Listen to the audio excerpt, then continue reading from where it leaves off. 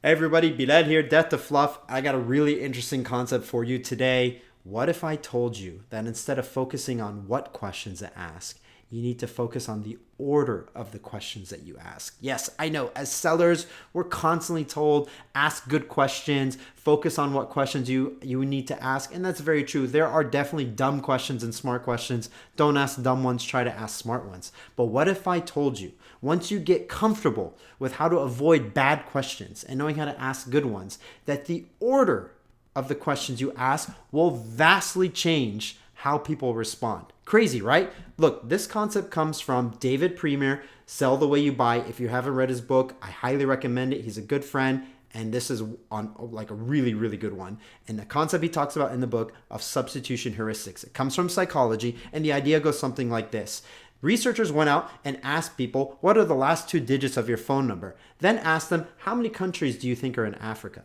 And would you believe it, people that had smaller digits at the end of their phone number vastly underestimated how many countries are in Africa. And people that had larger digits at the end of their phone number vastly overestimated how many countries are in Africa. Now, your phone number has nothing to do with the amount of countries in Africa. But that's a substitution heuristic. That little bit of a prompt beforehand manipulates how you answer the next question.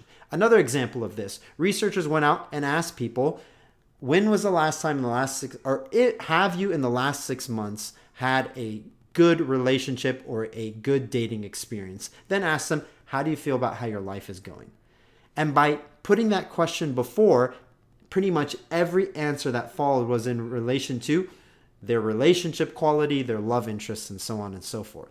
So you can change how people are thinking about a topic by prompting them with a question beforehand. Now, how does this work in discovery or on a phone call or by email or what have you when you're dealing with a buyer? How do you kind of change to go from a direction you don't want to a direction you do want? Let me give you an example of this. At Full Store, I used to sell to product managers, and the question I'd ask them is this.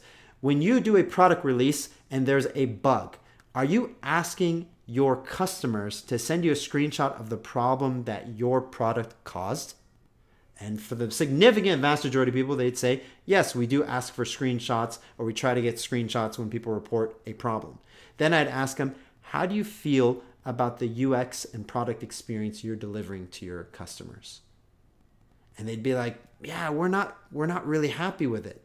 Now that we think about it, because we're asking too much of our customers. Oh, I got you, right? Like, it's a very simple thing. But just by putting in a more close-ended and pointed question, I was able to change how they answer a much more broad and deep scope question. So try this out. Think about this. Pick something that you know that you can ask beforehand that gives a very simple answer, and then go into that big searching how or what question that you want to ask and see the difference on how your buyers respond when you do this. Hey, I hope that's helpful. May the sales be with you. Death to Fluff.